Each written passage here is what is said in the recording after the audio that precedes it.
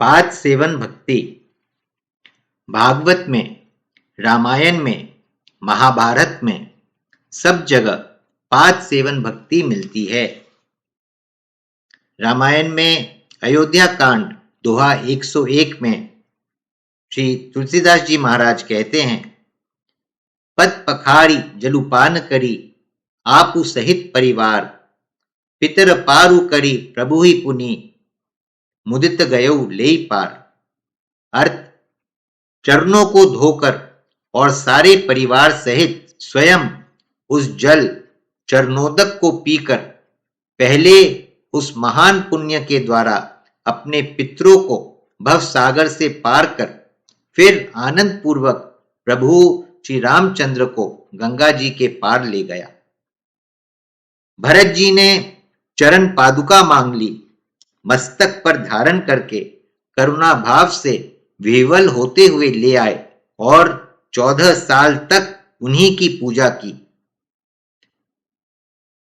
श्री आदि शंकराचार्य विरचित प्रश्नोत्तरी श्लोक 1 में कहा है, अपार संसार समुद्र मध्ये समज्जतो में शरणम किमस्ति, गुरो कृपालो कृपया वदैतद विश्वेश पादाम भुज दीर्घ नौका।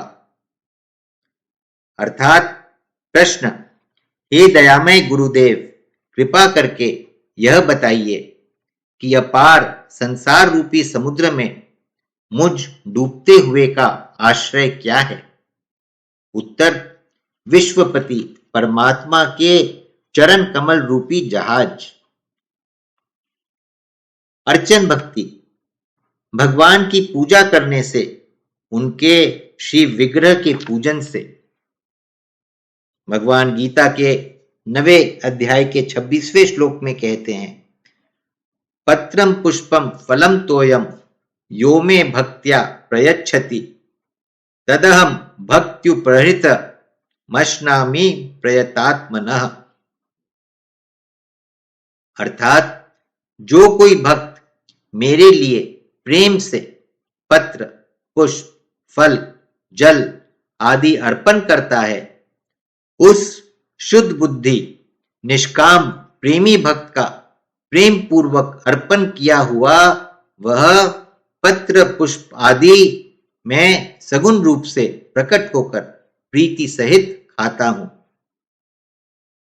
18वें अध्याय के 46वें श्लोक में भगवान कहते हैं, यतः प्रवृत्तिर्भूतानां येन सर्वमिदं ततं स्वकर्मणा तबभ्यर्च सिद्धिं विन्दति मानवः।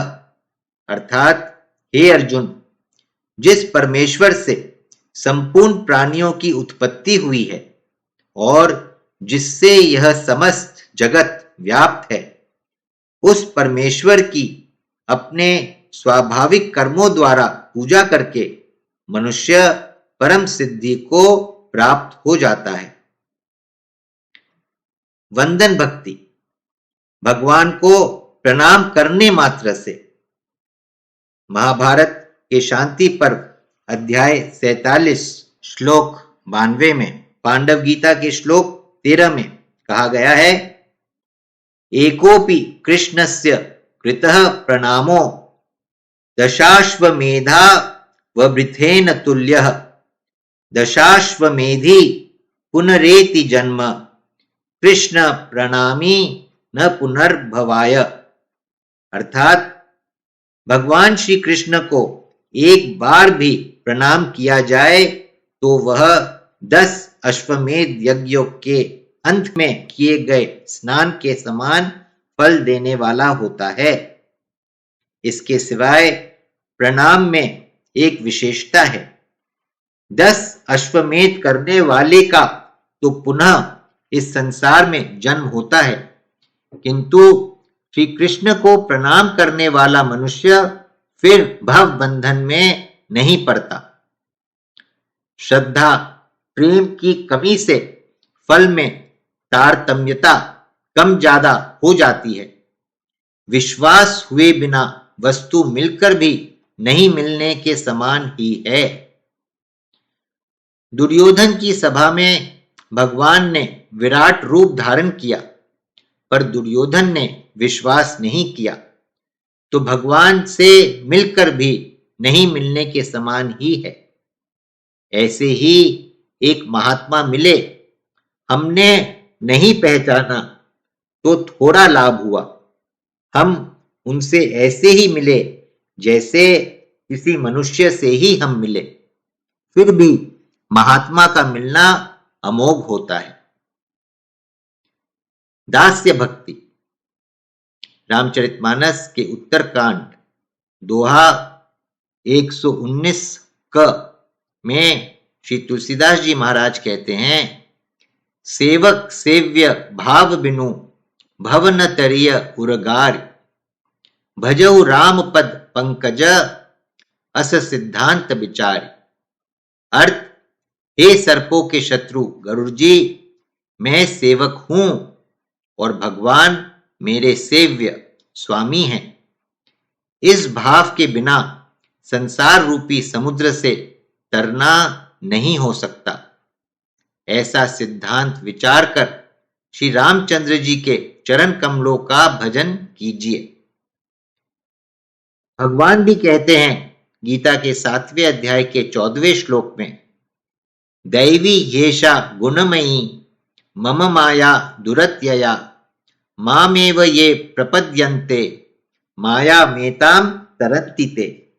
अर्थात, क्योंकि यह अलौकिक अर्थात अति अद्भुत त्रिगुणमयी मेरी माया बड़ी दुस्तर है, परंतु जो पुरुष केवल मुझको ही निरंतर भजते हैं वे इस माया को उल्लंघन कर जाते हैं, अर्थात संसार से तर जाते हैं। 18वें अध्याय के 62वें श्लोक में भगवान कहते हैं, तमेव शरणम गच्छ सर्वभावेन भारत तत्प्रसादात् पराम शांतिम स्थानम प्राप्स्यसि शाश्वतम। अर्थात, इसलिए हे भारत, तू सब प्रकार से उस परमेश्वर की ही शरण में जा। उस परमात्मा की कृपा से ही तू परम शांति को तथा सनातन परम धाम को प्राप्त होगा।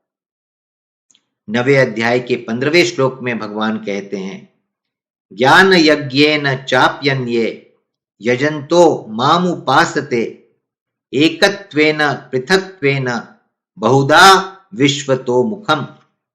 अर्थात, दूसरे ज्ञान योगी मुझ निर्गुण निराकार ब्रह्म का ज्ञान यज्ञ के द्वारा अभिन्न भाव से पूजन करते हुए भी मेरी उपासना करते हैं, और दूसरे मनुष्य बहुत प्रकार से स्थित मुझ विराट स्वरूप परमेश्वर की पृथक भाव से उपासना करते हैं। 4थे अध्याय के 3रे श्लोक में भगवान कहते हैं, स एवायम मया तेद्य योगः प्रोक्तः पुरातनः भक्तोऽसि मे सखा चेति रहस्यम ह्येतदुत्तमम्। अर्थात, तू मेरा भक्त और प्रिय सखा है, इसलिए वही यह पुरातन योग आज मैंने तुझको कहा है, क्योंकि यह बड़ा ही उत्तम रहस्य है, अर्थात गुप्त रखने योग्य विषय है। 7वें अध्याय के 23वें श्लोक में भगवान कहते हैं, अंतवत्तु फलम तेषाम तद्भवत्यल्प मेधसाम देवान देवयजो यान्ति मद्भक्ता यान्ति मामपि। अर्थात, परंतु उन अल्प बुद्धि वालों का वह फल नाशवान है तथा वे देवताओं को पूजने वाले देवताओं को प्राप्त होते हैं, और मेरे भक्त चाहे जैसे भी भजें अंत में वे मुझको ही प्राप्त होते हैं। तुलसीदास जी रामचरितमानस के किष्किंधा कांड में कहते हैं, समदर्शी मोही कह सब को सेवक प्रिय अनन्य गति सो। अर्थ, सब कोई मुझे समदर्शी कहते हैं, मेरे लिए न कोई प्रिय है न अप्रिय, पर मुझको सेवक प्रिय है, क्योंकि वह अनन्य गति होता है। मुझे छोड़कर उसको कोई दूसरा सहारा नहीं होता। उत्तरकांड में कहते हैं, सोई सेवक प्रियतम मम सोई, मम अनुशासन माने जोई। अर्थ, वही मेरा सेवक है और वही प्रियतम है जो मेरी आज्ञा माने। सख्य भक्ति, इसके जगह जगह प्रमाण है। उद्धव तर गए। गीता में भगवान अर्जुन से कहते हैं, तू मेरा अतिशय प्यारा है, मित्र है, सखा है। गोपियों की जगह जगह प्रशंसा करते हैं कि वे मुझको बेच सकती थी, मेरी सखियां थी। आत्मनिवेदन, बहुत से उदाहरण हैं। गीता के 18वें अध्याय के 62वें श्लोक में भगवान कहते हैं, तमेव शरणम गच्छ सर्वभावेन भारत, तत्प्रसादात् पराम शांतिम स्थानम प्राप्स्यसि शाश्वतम। अर्थात, हे भारत, तू सब प्रकार से उस परमेश्वर की ही शरण में जा। उस परमात्मा की कृपा से ही तू परम शांति को तथा सनातन परम धाम को प्राप्त होगा। भगवान को सारे कर्म अर्पण कर दे, अपने आप को अर्पण कर दे, अपना सर्वस्व अर्पण कर दे। पतंजलि कहते हैं, ईश्वर प्रणिधानाद्वा, पतंजल योग दर्शन समाधि बात सूत्र 23 में। अर्थात, इसके सिवा ईश्वर प्रणिधान से भी निर्बीज समाधि की सिद्धि शीघ्र हो सकती है। विष्णु सहस्त्र नाम भी कहता है, जो मेरी शरण आ जाता है उसका उद्धार हो जाता है। वासुदेवा श्रेयो मर्त्यो वासुदेव परायणः, सर्व पाप विशुद्धात्मा याति ब्रह्म सनातनम। अर्थात, जो मनुष्य वासुदेव के आश्रित और उनके परायण है, वह समस्त पापों से छूटकर विशुद्ध अंतःकरण वाला हो सनातन पर ब्रह्म को पाता है। नवदा भक्ति के 9 अंग हैं। अंग की तो बात ही क्या, उपांग धारण करने से भी कल्याण हो जाता है। कीर्तन भक्ति का एक उपांग केवल जप ही करता रहे तो भी उद्धार हो जाए, चाहे कथन ही करता रहे, चाहे स्तुति ही करे, चाहे कीर्तन ही करे, किसी भी एक उपांग को धारण कर ले तो उद्धार हो जाए। पूजा, पूजा के एक ही उपांग से भी भगवान की प्राप्ति हो सकती है। भगवान को केवल जल ही अर्पण करे, केवल पुष्प ही अर्पण करे। गजेंद्र पर केवल पुष्प से, भीलनी पर केवल बेर से, रंतिदेव पर केवल जल से, द्रौपदी पर केवल पत्र से राजी हो गए। भक्ति का एक अंग मुख्य रूप से आने पर गौण रूप से सब अंग आ जाते हैं। भरत जी में मुख्य अंग पाद सेवन है, परंतु उनमें सभी अंग मिलेंगे। भरत जी में श्रवण भक्ति का उदाहरण, हनुमान जी के वचन सुनकर कितने प्रसन्न हुए। उत्तरकांड में आता है, को तुम तात कहाते आए, मोहि परम प्रिय वचन सुनाए। अर्थ, भरत जी ने पूछा, हे तात, तुम कौन हो और कहां से आए हो, जो तुमने मुझको ये परम प्रिय अत्यंत आनंद देने वाले वचन सुनाए। कीर्तन भक्ति का उदाहरण, उत्तरकांड दोहा 1 ख में कहा, राम राम रघुपति जपत, स्रवत नयन जल जात। अर्थ, हनुमान जी ने भरत जी को राम राम रघुपति जपते और कमल के समान नेत्रों से प्रेम आश्रुओं का जल बहाते कुश के आसन पर बैठे देखा। स्मरण भक्ति का उदाहरण, भगवान जब समय पर नहीं आए, मात्र एक दिन बच गया, तब भरत जी कहते हैं उत्तरकांड में, जन अवगुण प्रभु मान न काऊ, दीन बंधु अति मृदुल स्वभाव। अर्थ, प्रभु सेवक का अवगुण कभी नहीं मानते, वे दीन बंधु हैं और अत्यंत ही कोमल स्वभाव के हैं। पाद सेवन भक्ति तो मुख्य है ही। अर्चन भक्ति, नित्य पूजा करते हैं। वंदन भक्ति का उदाहरण, चित्रकूट में भगवान को साष्टांग प्रणाम करते हैं। 14 साल बाद भगवान के लंका से वापस आने पर उनके चरणों में लंबे पसर जाते हैं। दास्य भक्ति का उदाहरण, भगवान से कहते हैं कि मैं आपका बालक हूं, सेवक हूं, आप मेरे स्वामी हैं। सख्य भक्ति का उदाहरण, चित्रकूट गए, तब भगवान से बोले, पिताजी ने जो दिया उसको हम दोनों आपस में बदल लें। इस प्रकार भरत जी ने समानता की बात स्वीकार कर ली।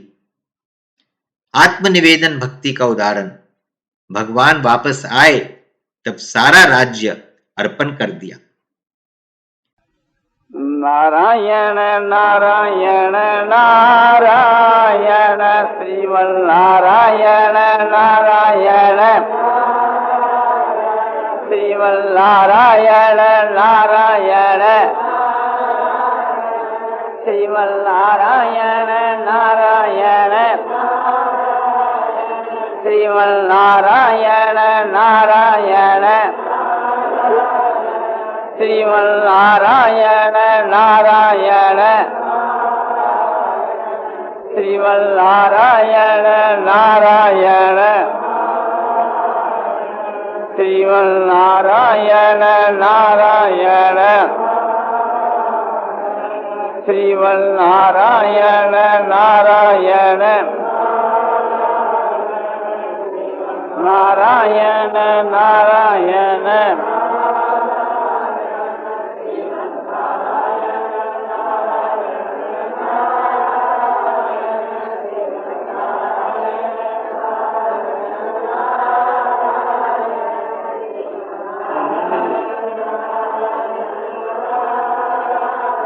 आनंदमय पूर्णानंद अपारानंद शांतानंद घनानंद अचलानंद ध्रुवानंद नित्यानंद बोधस्वरूपानंद ज्ञान स्वरूपानंद आनंद जी आनंद शांति शांति शांति।